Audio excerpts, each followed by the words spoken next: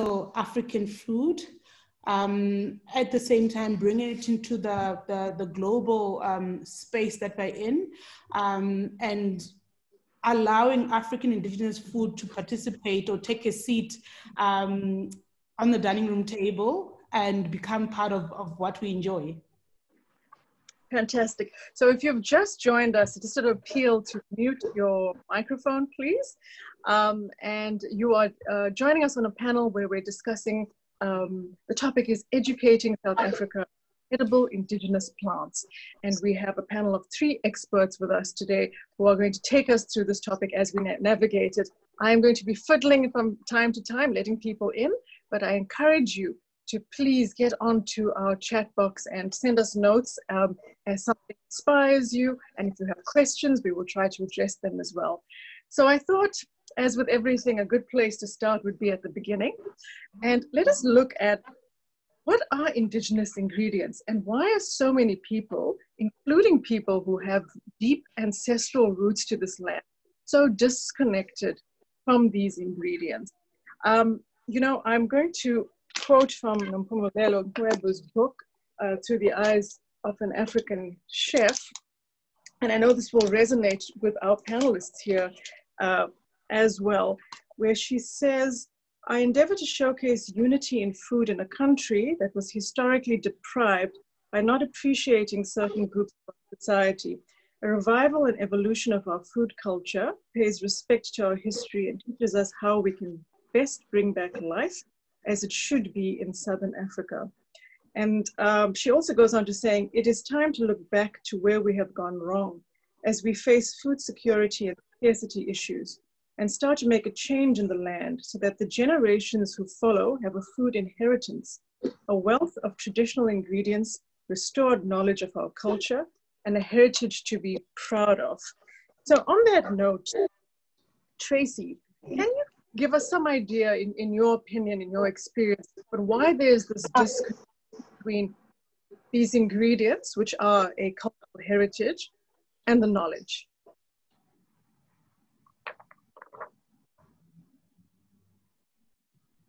Sorry, Tracy? I was unmuted there. No, I was unmuted. I unmuted myself. There's a lot of reasons why that's the case. First of all, it's the exposure of this indigenous ingredients, and the next thing is the access as well, the access of the ingredients, and then that can be answered in many ways. Like you can say, we're not able to get exposed or get access of these ingredients because we're away from the city, away from the villages, or we're in the city where we don't get access to these ingredients. But also, I feel that there hasn't been, this is historical, but there hasn't been enough time where we give ourselves the patience and the excitement to dig in deep into these foods. There's nothing wrong with cooking bobola, which is like a creamed pumpkin leaf dish, the traditional way. But then, as much as like every other traditional or tradition with food, a lot of people have modernized the foods that they eat. So they sort of like speak into the spaces that they are in. And this is not me trying to say that our foods are not fancy enough or that they are delicious. I still cook some of the original African recipes exactly how my grandmother used to cook them. But then I've allowed myself to dig in deep. To say, okay, so this is the creamed spinach. What else can I do with it? Can I make a ravioli and use that as a filling and enjoy that in pasta? And then the pasta doesn't necessarily have to be wheat. It can be sorghum pasta. So it sort of like speaks into the other experiences that I've had in terms of the food space. And it doesn't say I'm wanting to modernize my food because I don't think it's pretty enough or it's beautiful enough to be eaten, but it says I'm willing to give the food patience, because I think that's what most countries or most continents have had. They've had the patience and the time because their food was not taken away from them and sort of like replaced with something else, but then they played. because that's how you actually explore food. You play, you enjoy it, you have it raw, you have it boiled, you have it fried, you have it, you ferment it, you do all sorts of things to it until you get to a point where you're like, I can actually have it at that. I like it at that, as that. And that's exactly how I came to my brands now. I delved in deep. I immersed myself into the experience. Not only just the listening of like a whole lot of old people telling me about how they used to make it, but I was like, oh, you made, you creamed your pumpkin with marula nuts. So it actually creams. What's creamy? And ice cream. And that's how Mali's ice cream came about. That's the playing of, okay, you do that. Let's see what else I can play or how else I can play with that. And then you come to a point where the food you're not trying to replace the food. You're not trying to balance the food, but then you actually give it the dignity where the ice cream doesn't need eggs or milk, because you have sort of like immersed yourself so much in the experience of the food group, of the raw ingredient, that you know it intimately. And that's what we do. That's what I do. Like I intimately, like literally go marula nuts the whole month, and then that's like marula nut everything. It's a pity for my family because they have to be like, oh, let me guess what's in this marula nuts. So yeah, so that's what, like I feel that we need to take the pride and spend time. You know when you love something, you spend time with it. Yeah. That's what you do. When you love it so much, you need to spend time with it, like a new relationship. You know how we all get so romantic and we're like, so we're sort of like rediscovering our passion and our love for African food, and we're like, oh, we're getting cozy. So you need to get cozy with it. So I would like to also express some of the reasons, and I think some of our people participating and listening here will be familiar, and some of them perhaps aren't. The reasons why we have this great disconnect, why we lost this body of knowledge. You know, we understand that a lot of the food heritage, the food knowledge that our ancestors had, has been erased. And I don't know, Joy, if you would like to speak to that a little bit. I think, you know, my observation is that it is a cuisine thing, and it is also a situation where our food is not represented in mainstream agriculture. You can't walk into a Woolies and buy marula nuts. You can't walk into a Woolies and buy marula fruit. You can't walk into a farmer's market and buy, for example, you know, Mpho Tshukudu. Mpho Tshukudu is a wild plum, you know. And so we for the longest time, we didn't own our cuisine. So our parents went to work for their white employers. They learned to cook European cuisine. That then becomes what gets grown. It also becomes what gets served on many South Africans' tables.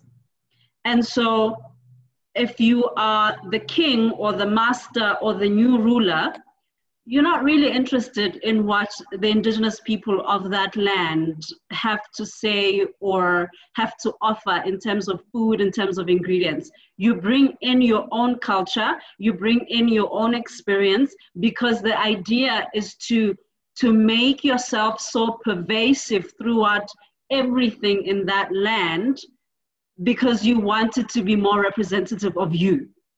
So it wasn't. And as a result, our culture is not represented, and therefore our food is not represented, and therefore our cuisine is not represented. And if our cuisine is not represented, it doesn't get time to evolve. So what Tracy is talking about, playing around with food, we didn't get to do that.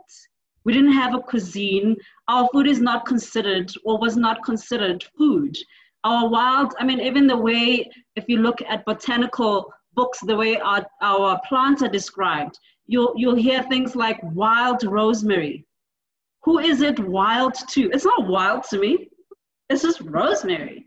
Wild plum. Who is it wild for? It's not wild for me. I grew up with it. It's not wild. It's just plums. And so it's definitely a cuisine thing, and definitely because that cuisine was not demanded. It didn't evolve. It wasn't therefore part of mainstream agriculture. So you can't farm marulas. You can't farm amadumbe. You can't farm wild plums, for example. You can't farm a lot of our indigenous ingredients because ours is not considered a cuisine, and therefore it is not demanded in the marketplace, and therefore it is not given space in agriculture. I mean, I've had farmers who have said to me, they can't grow indigenous produce because everything is sour. There's also that narrow-minded view of what of the kind of variety of indigenous produce that we have.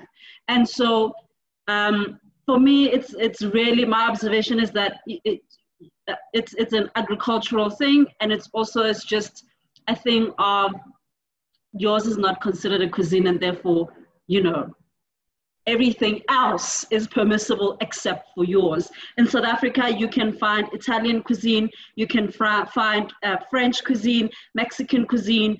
African cuisine is there, but it's such a small voice. And it is also looking at, if you look at African cuisine in terms of meat, you're looking at low cuts of the animal. You're looking at intestines, you're looking at cow's feet, cow's head, everything else that Europeans, for example, would not eat. And then we've taken that because of the circumstances that our parents were in, and we've termed that African cuisine. No, cow's intestine is not African cuisine. It's just what they could get. Because with farms and land and everything being taken away, everything that is considered not useful then gets given to the Black people. That's not, that's just how things are. And as a result, we have a disconnect because our parents had to learn a new way of cooking, had to learn new ingredients, and also then they come with that when they come home from their white employers, and that becomes our cuisine. So it is a topic for me, that is quite complex and requires us to understand the historical implications and the historical influence on the food that we eat and how agency was removed as well. Mpho, I'd love for you to weigh in here as well. And if you're just joining us, I'd just like to ask if you could keep your microphone on mute. Today we are speaking about educating South Africa about edible indigenous ingredients, and we'll be unpacking some very interesting concepts along the way as well. Okay, I actually like this topic, and I actually want to take it back to what the two ladies are saying. I do agree with them, but we need to remember that this is a historical thing, and it's also part of the apartheid structure, and it's part of the land issue. Because in eating, Anna and I have a chapter that says apartheid makes us fat.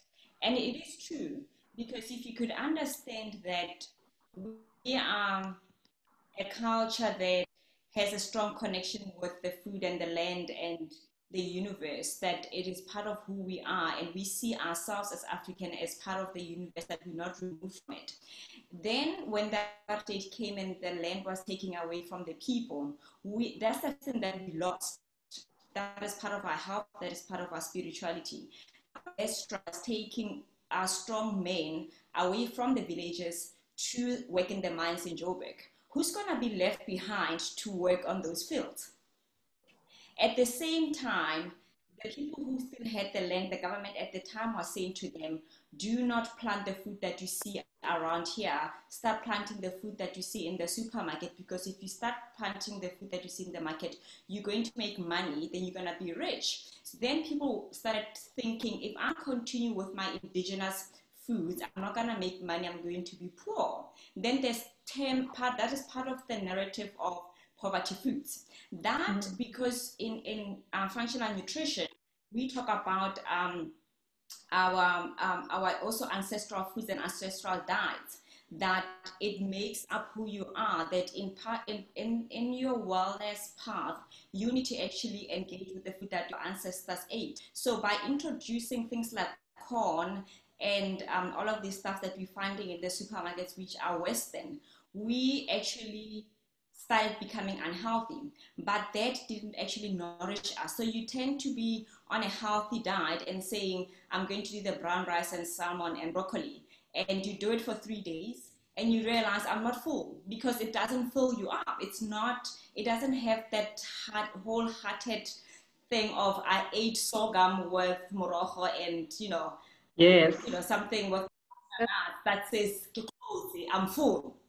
That's why the diets don't work. But if you give somebody food that they're used to, food that takes them back, food that is Holy Communion, that says there's no cheating in the diet. There's no, the diabetes gets controlled. So it is very complex. You can't address it in one way. But it's also part of things like when I actually think about it, the education system does not teach us, even dietitians and people in the culinary profession, about indigenous African foods. We learn Western foods. You are then thrown into a village to go and do your service, and all you know is omega-3 from salmon and broccoli kiosk cans, and nobody knows what you're talking about. I remember crying to my mom and saying they hate me. They didn't hate me. I didn't understand, and I wasn't linking my childhood to health, because the notion is it's Eurocentric. Anything else is unhealthy. Like what Joy was saying, that the farmers are saying everything is sour. The Southern African food taste is sour. We ferment everything. Our fruits are sour. We have sour milk. It is our taste in Southern Africa. Whether you're Indian, whether you're Afrikaner, whether you're Zulu or Xhosa, we do love the sour thing. So that's what we like. For us, that is like home. So it's complex. I don't know actually how to solve it, but the poverty food is, And I would love us to get into the concept of poverty food a little more. I'm going to, if you don't have a copy of Mpho's incredible book called Ting, I really recommend that you do. And at the end, she's going to tell you where you can get it from. And Mpho's covered some of the aspects that she addresses in the book, and it's titled, Did Apartheid Make Us Fat? But pertinent to our discussion, I think there are so many things here that if we don't understand the legacy, we don't understand our history, then we certainly are not going to be able to understand and unpack why we eat the way we do, and perhaps we don't we do. But there are two little things here out of, I think I would actually love to read every single paragraph, even though I know Mpho has covered it all. I'm just going to mention this little part. The way Black people acquired food, ate and cooked, was altered by apartheid social engineering. Everywhere in the world, urbanization changes ingredient usage, but the process was particularly extreme in South Africa. And then she goes on to explaining relocation from rural to urban areas, etc. And when we're speaking about planting, she says that Black African farmers, such Black African farmers as survived, were subject to state-sponsored programs aimed at educating natives into growing Western vegetable varieties. Indigenous vegetables were often discouraged within such programs. And then, you could learn a little more about the industrial milling interests, and I think also what happens with both maize and wheat later on, and things that were legislated. Okay, so moving on, Mpho, you brought up this concept of poverty food, and I know this is not a new topic, but it's certainly been circulating very recently in panels and conversations. And I'm not sure how I feel exactly when I hear people speaking about reigniting a passion for African food. I mean, I'm very glad for the publicity, but for whom? Because for many people, there is a passion. But so let us speak about poverty food association that we hear when we refer to African ingredients. Where did this view stem from? And more importantly, what's being done to reverse this? What's been done to alter the conversation? Tracy, would you like to weigh in here? Ishay, I lost you a little bit. Please summarize the question. Okay, so it was just about touching base on the poverty in African indigenous ingredients being strongly associated with poverty food. So we're just looking at where does this stem from, what's being done to reverse the conversation. And I thought maybe Tracy could just start by weighing in, and then everyone else can continue. I think when we come to that question, we need to just first describe what poverty is and what it means when you say, because when you say food is associated with poverty, you've sort of classified it and given it to a specific group of people who eat it. It's about saying you're eating it because you are poor. That's basically what we're saying. We're saying that if you eat this food, you haven't done well in life. You haven't reached the suburbs. You're still like there. You still have something to aim towards. I think that's where the disconnect comes in. Like, we associate poverty food with the group of people who eat it. But then if we actually change now the narrative and we say, oh, so if I am in Sandton and I eat this food, what does it mean? Do we still call it poverty food? Do we call it poverty food because it's being eaten by a certain group of people that we don't necessarily think have made it in life?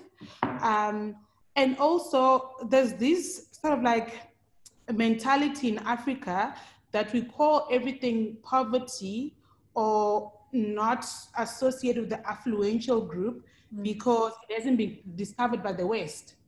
So basically, if somebody in the UK, for example, comes in and tells us about baobab powder and how beautiful it is, how the tang and the sourness is amazing, how you can put it in muesli, how you can put it in yogurt, do we still think that is poverty food? Do we still call that poverty? So it just also plays into a lot of how we think of ourselves and how we actually allow other people to think of us, and how we should not, as Africans, wait to be discovered. Because I think we'll touch on it again, but because all this food is having nutrition, so it ticks all the boxes. The fact that it's actually grown in a sustainable manner, or it's wild harvested, it's drought resistant, and all those sort of things. So when you talk about what's trending now, the organic movements, the local movement, the eating from head to tail. So this is literally what Africa is. But we're still waiting to be told that it's okay to think that's cool. We're waiting for somebody to say, oh, you know, when you have like gold and you haven't refined it and somebody comes and they're like, oh, that looks shiny, or that looks like you can make something that sparkles out of it. You're like, I'm not sure. And then they dust it off a bit, and then they take it, and then they go and they manufacture jewelry, and you think that, you know, this is actually not, I should just say that's exactly what happened with our mineral resources. So you know what, why are we waiting to be told that we are cool? Because we are cool. I think Africans, I think we have like, you know, we have it all here. And I always say, like, it also comes into the part where a lot of food or a lot of like mineral sources are bought raw or are sort of like consigned raw. Like, everybody wants to buy raw African. No, we should stop that. We should actually show our artistic part, our thought processes, because you shouldn't just want to buy raw baobab from me. You should buy baobab ice cream that I've sort of interpreted. I've said, this is how I see my Africa. So you're not only buying the rawness of my continent, you are buying my artistic part. Because, you know, food is art as well. So you're saying to me, I acknowledge you, I see you.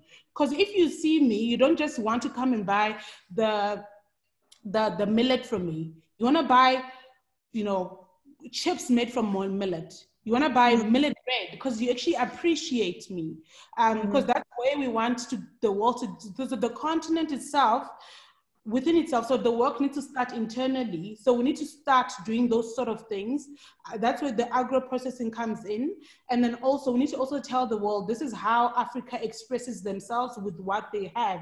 It's not just about coming in and saying, your mint smells differently from the other mint that I know. Can I buy it from you? Can you send me a ton? No. Buy essential oils made from that mint, or buy, I don't know, perfume made from that mint. Because you're actually saying to me, you are African, I see you, I don't just see what I can mine from you. Because we're not a field that everybody just comes in and mines. We are a whole people. Like we are amazing, and everybody needs to start seeing it as that. And then but the work always needs to start internally. We need to do that amongst ourselves and not wait for something rediscovered, because guys, that is going to happen where people come in and they rediscovered what has been discovered. So we need to know and have self-worth, like walk pride and be like, you know what, I'm just going to have like a piece of like sorghum bread. I'm going to have it with mint and some of like tea that is indigenous to Africa. And then that's who we are. So Tracy, you've actually shared some really interesting and I think very important points there. One, we look at the trajectory of an ingredient from its raw form to all the various states it can appear in, and us taking ownership of that.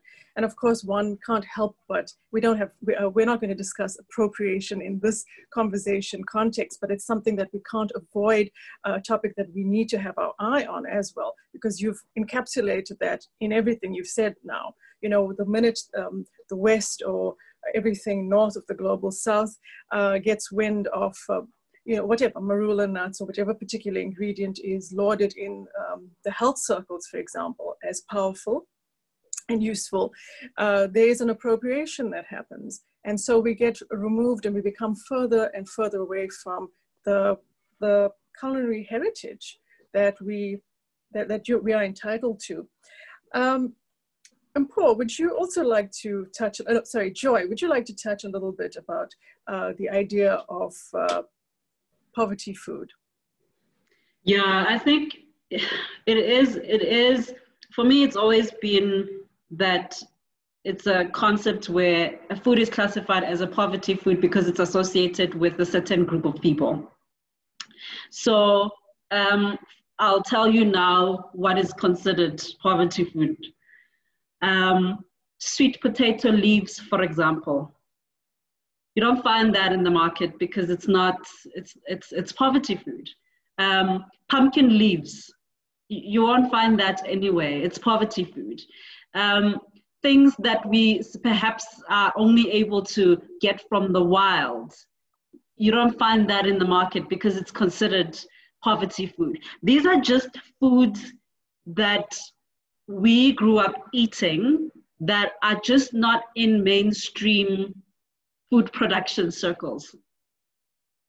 And so because they are associated with being Black or being African, or being South African, and not being Western, I tell you now, if pumpkin leaves was a Western delicacy, it would not be classified as a poverty food. If they ate pumpkin leaves today, I tell you, it would not be classified as poverty food. And so it's just that association. I mean, you look at amaranth, for example. That's wild, again, it's not wild spinach. It's just tepe, If you look at that, for example, that's considered a poverty food until someone discovers that it's got iron and what and omega this, then it becomes like, oh, some superfood. So it is just because these ingredients are part of African cuisine that they are classified as poverty food. So I think, one of the things I'm taking away from what you're saying is also the use of language. You said wild to whom, ethnic to whom, and so on, exotic to whom. And so we find that these, when we see things written in media, for example, these are the reference points that we, also writers of color, are using because this has been ordained. And I think that the language that we use is so important, and this, and no less so for when we are addressing and speaking about food. So I would like for us to touch on some very specific ingredients that, and how would you like to encourage the people, the public, to use them and to learn more about them? And Mpho, I thought maybe you could start to address this. Ishay, can you hear me? Yes, I can hear you. Yes. I still think that we need to start with the education system. That needs to start from the. I still feel that I have dietitians who are qualifying even now who have no idea. When they look at my book or stuff that I talk about, they look at me like I'm crazy. And this is part of our heritage. Then, you know, chefs are also being taught the Italian way and the French way, but they have no connection with the food that comes from the land. And we want people to come and visit our country, but we're hiding a huge part of who we are as African. But that means then we're not sharing who we are. We somehow feel like we're not good enough. Like when you're talking about the language, I remember when I'm reading journal articles, I found a couple of them that were written in the 1960s that were referring to sorghum as gaffer corn and gaffer millet, which is the pearl millet, and the gaffer beans, which is the cowpeas. That the language comes from a very, very long time ago, that it hasn't actually changed, that these are still in circulation and nothing better has been written to describe what the food is. Yes, they give the details of how the food was cooked and prepared and how it was served and, you know, the kind of rituals or ceremonies that it was used in, but it doesn't go down to translate and teach the younger people about what the food is. And for me, it's very sad that you have to sit down, which I enjoy, sitting down with older people and asking them, tell me about your childhood, tell me about what you ate. And from my nutrition knowledge and my science brain, I immediately see that the vegan, the fermented, the gluten-free, organic foods that we all think that we are, the modern people of today are eating. They come from all generations. They just didn't have a language. We are not naming people. We experience something with the mind, body, and soul. We just don't point and name things, but we also don't write. So a lot of the knowledge is told through stories, but we don't do storytelling with iPads and iPhones. So that's where the loss in connection is, that if you want to find out, sit down with an older person, then they will tell you the stories. Then you can immediately see that we haven't done anything much. Actually, we have regressed. Yeah, you know, this is also another wonderful topic for a full panel discussion, the idea of recording our histories. But I think it must be said, because people like you who are researching, and certainly in the work I've done, one of the things that the stumbling blocks has been because of the lack of documentation in the words of the people whom you want to cover, as opposed to observers. It makes things so difficult. But we come from cultures in the global South, if you think of the African continent, the Australian continent as well, where people didn't, knowledge was passed through storytelling, and storytelling was an art, and was really the way in which traditions were kept alive. And I think that's something for all of us to contend with and to consider, but also why more than ever there is a need, a serious need for people to, experts like yourselves, to document what you know and what you have found out, because this is the way we process knowledge today, and that is via reading and text and analyzing these texts and so on and so forth. And there are huge tracts, vast tracts of knowledge that are missing. So I'm really excited that we are having this conversation, and these conversations are happening, that we are in this climate to embrace this topic, and hopefully people listening and others who are in your fields are going to join you to continue documenting this and these stories. So Joy, you cultivate urban edible landscapes and gardens, as well as indigenous ornamental gardens. And you've mentioned that as it stands, our culinary landscape is not representative of our people and our culinary heritage. I would like you to tell us a little bit first of all, about your clientele, the demographics of your clientele, and, you know, how do you educate them about ingredients? What are you including in, and what kind of changes have you seen in terms of the way they perceive edible ingredients? Let's start with the demographic of my clientele. I think 100% of my clients are of African descent. Mm-hmm. And the way that, you know, I've sort of educated the people that are my clients, or that they follow me on social media in one form or another, is by talking about it and consistently speaking about our plants from an ornamental perspective, but also from not really nutrition, but an edible perspective, because a lot of indigenous plants that happen to be in horticulture are also edible, and people don't know. So, for example, the other day we were speaking about tulbachia. Tulbachia is wild garlic. It's basically it's a plant that you know, most people will know it because you've seen it. You've seen it at the mall. You've probably seen it perhaps in your own garden. You've seen it in your complex. You've seen it in your office garden. But what you may not realize is that it's edible, but it's just being used for ornamental purpose because it holds its shape. It is mostly evergreen all year round. It's got beautiful flowers. So there's quite a lot of our indigenous plants around us that we're just not aware. We're not aware how they're being used or how we could use them. So that's one way.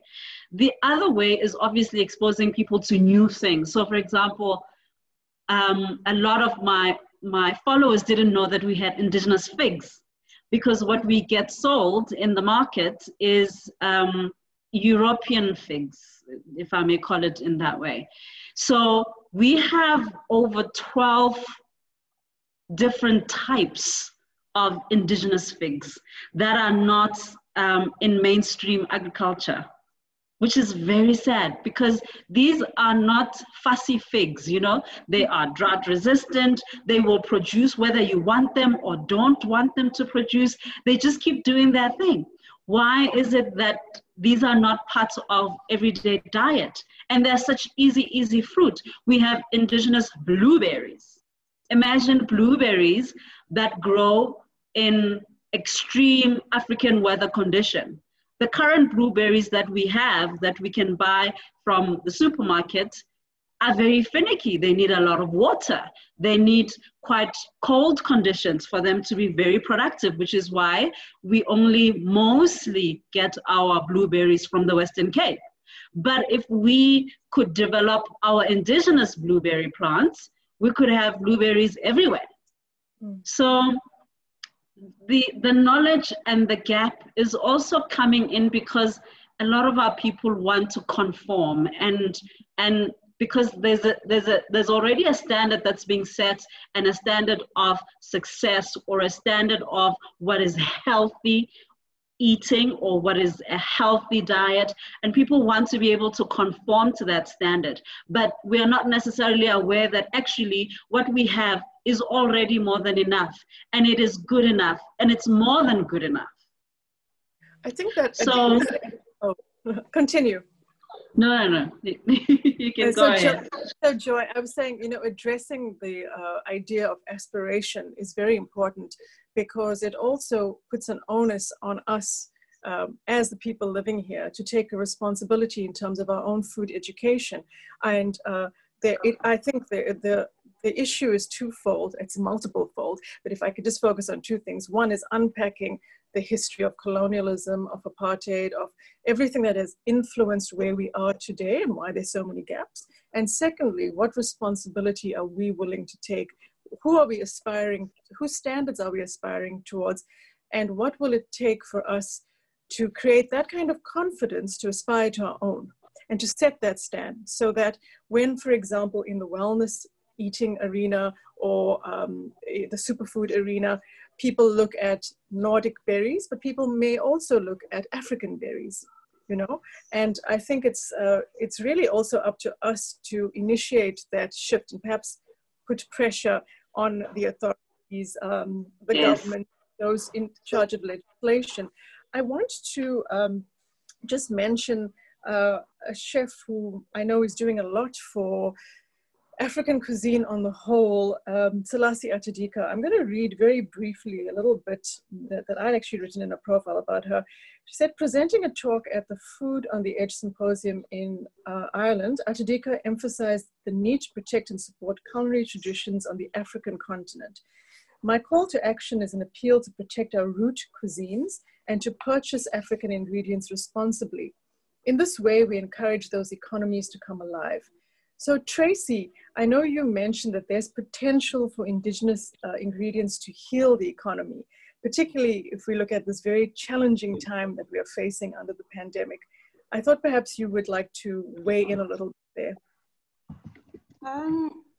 The thing is, like, you know how everybody now is into the local movement, the seasonal movement, and actually just keeping it in, sourcing from what we have. We've done things like when the people that are making masks that are made from Africa, we're even making our own ventilators. So that is not just a response to the crisis that we have with the pandemic, but it's also, you know, we're trying to boost our economy. But then how do we do that through food? Because like initially when you think about how the lockdown started, there were certain groups of people who are allowed to participate in the economy. So we said, okay, if you're a big supermarket or if you have, you know, a formal business that is deemed essential, you can trade. I'm not here to challenge what is essential and what is not, but then we actually think in an African country where a lot of the food that we're actually saying is essential is actually not from Africa. So if you actually think about it, what does that mean? What does that mean for the rural economy? What are we saying about those people who actually have, because there's a real economy happening.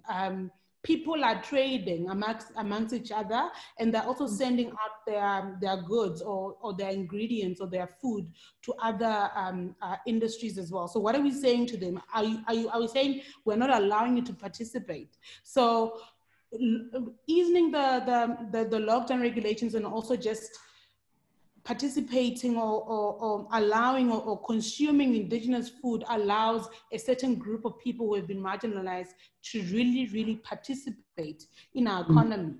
And it also will, because we, you know, like once we all get to eat indigenous food and we see how delicious it is and how nutritious it is and how healthy it is, because you know what, that is not even an argument. It's true, it's a fact. We are actually saying we are reassuring ourselves of how self-sufficient we are. We are actually saying we are okay. We don't need to be panic buying or concentrating on hoarding. There is enough. The land has enough. So that's what we are actually saying. We're reassuring ourselves of not only of our abilities and our capacity, but we are reassuring ourselves of what we have currently within the continent. I'm not just talking about South Africa, but within the continent. And also, okay, I can't help because I'm a doctor. I need to talk about the healing, the healing that comes from eating indigenous food. Like, for example, now I can give you an example of, and you know what, I need to just put a disclaimer here. I'm not saying anything will heal anything. I'm just saying that eating a healthy, sustainable diet what am my words are running away from me? That actually consists of vegetables, fruits, wild harvested organic food is superior. That is just a fact. And then in there, I'm just gonna throw in a whole lot of amaranth, a whole lot of blackjack leaves, a whole lot of baobab, a whole lot of, and you know what, I have nothing against quinoa. I promise, I have nothing against quinoa. But you know what, can we also taste a whole lot of sorghums, or a whole lot of millets, a whole lot of teffs, those sort of things. So, because you know what, we can actually say to ourselves, we have the grains, we have the poultry, we have the meats, we're making our own ventilators, and we're making our own masks. We're okay.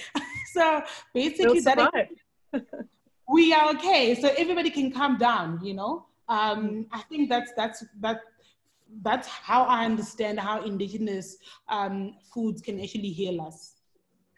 And also be included as a vital part of our economy. I just want to welcome people who are still joining. We have a really full room today. Thank you so much. You know, we're discussing educating the public about edible indigenous plants. And I think this is a conversation, by the sounds of it, that can follow several trajectories. So in the chat box, if you feel that you would like to hear a specific part of this conversation in more detail, or you would like us to continue this conversation, please let us know, and we look forward to perhaps setting up future panels looking at this topic.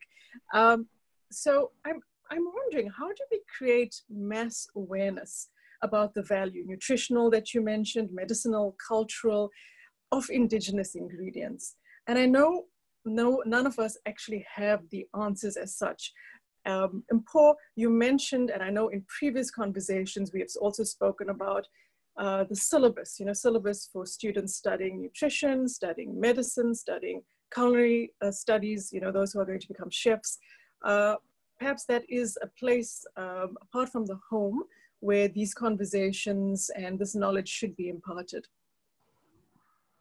Mpho, do we still have you? Oh, yeah, that is true. I've also been thinking that our government actually doesn't spend a lot of money to research indigenous heritage foods, the nutrition profile and what they can do. A lot of the studies that you would be reading, especially with functional medicine and foodist medicine, that kind of scenario, we'll be looking at lingana, the wormwood, that it helps with the parasite. That is an international study. They would look at moringa, they would look at sorghum. Like America thinks that it owns sorghum, and sorghum is an African grain. So our country is not also investing in the knowledge and capturing the knowledge of what we have. We tend to take what the Americans have done, what the Europeans have done, and by the time that the paper is out, they are thinking they own it because they are the ones who researched it, which is something that we also need to look at. It's like when the world is thinking gluten-free. Gluten-free grains are sorghum, millet, teff, and fonio, which are African grains. So the world is talking about African grains. They're not talking about anything else except for rice. Yeah, and if you just look. So it's part of the ownership that we need to take in, but it can't be done with conversations like this when higher up there is no investment, because the more than we invest in this, things like this is going to improve the economy. We need to actually dig down and find out what are the nutrients and the treasures that we do hold, and not leave it to Americans to come and tell us that there is sorghum malt, there is sorghum sugar, there is sorghum bread, there's sorghum popcorn. I learned sorghum popcorn from Americans. On that note, I think people who have been following this conversation, was it not last year that there was a big debacle with a Dutch company that was trying to trademark the teff flour that injera is made from? And so you see, there's such a danger. I think maybe we also, to some extent, take things for granted, and also we're not careful enough to, you know, with these ingredients, with our produce. But I think we are out of time. We really are out of time in terms of, also in terms of urgency, in terms of our chat too, but urgency with regard to taking action, taking ownership, and being proud of the knowledge we do have, you know, be it millet, sorghum, teff, fonio. One of the things Selassie Atadika also brought up in her various addresses is this idea that look what's happening with fonio. The minute it's taken out of the country, and you know it's monopolized in that way, the people locally, you know, they can't buy it themselves. And the same thing happened with quinoa, as you'll know, with the farmers in Peru. And these situations can turn very quickly as well. So because we are, you know, running out of time and we have so much to speak about yet, I would like to ask you, if you had to look at your ideal supermarket aisle, fresh produce aisle, or market aisle, in a fantasy world for you, what would it contain? And Mpho, would you like to start? Baobab, the African indigenous fruits. I love the leaves. I think we have a wide variety of beans, especially if you're not actually looking at South Africa only, that you take into account Zambia, Botswana, and Zimbabwe. In my practice, I like looking at the color of food, because the color of food represents the phytonutrients, those chemicals that are going to leave the wrinkles and make you live forever. We have a lot of those colors, but because of the farming industry, that they monopolize what is being planted, because it's easier for them to calculate their yields and their profit. They tend to think one color of maize. Maize has 60 different varieties that we look out on the variety, especially that we are controlling and subsidizing food in a mass market than allowing smaller urban farmers or even rural farmers, so that they can give us variety that down the line affects our health. So I would like to see the variety that you see in the rural areas. That is not only one color. That broccoli, although it's European, has many colors. It has 3 or 4 colors. That for us to be healthy, we need to tap into the colors of nature. Okay. And Joy, what is?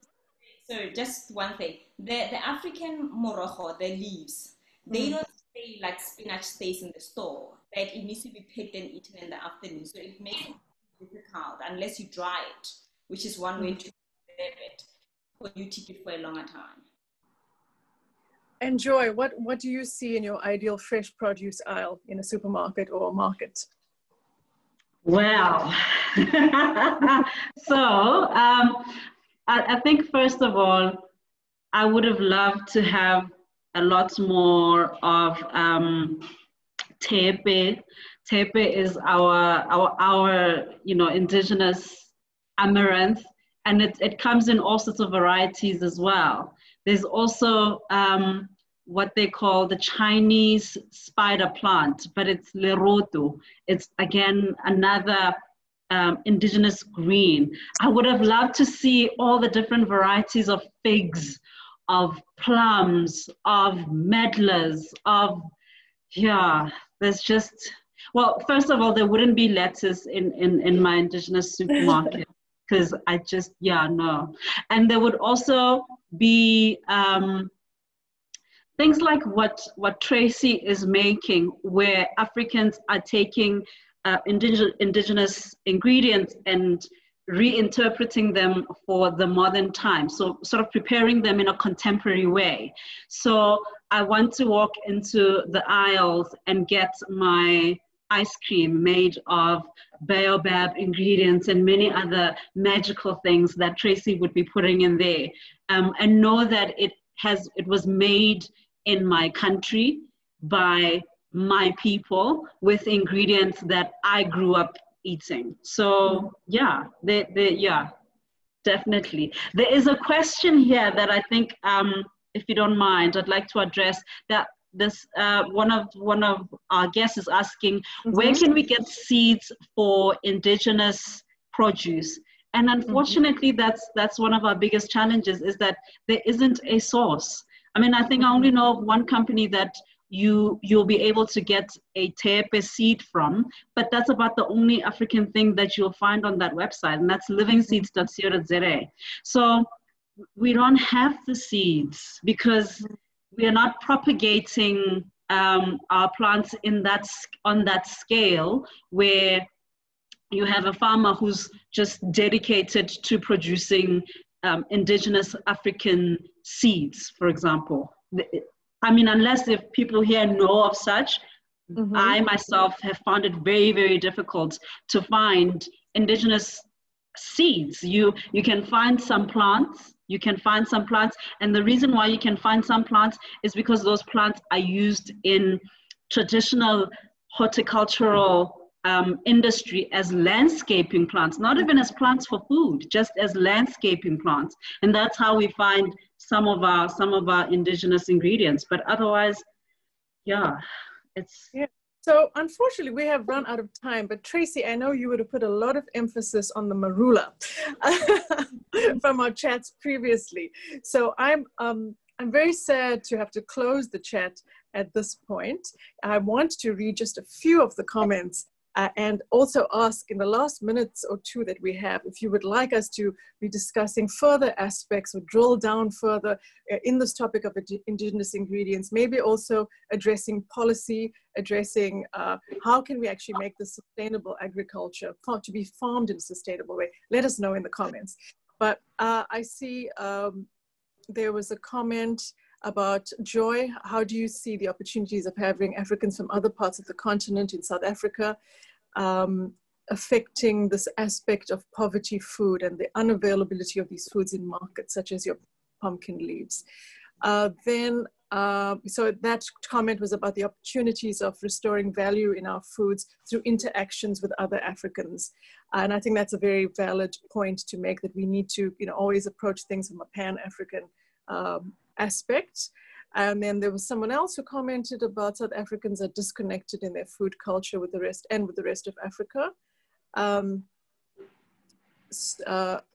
There was a question about someone suggested a book embracing the recipes of old and the methods per se would be golden.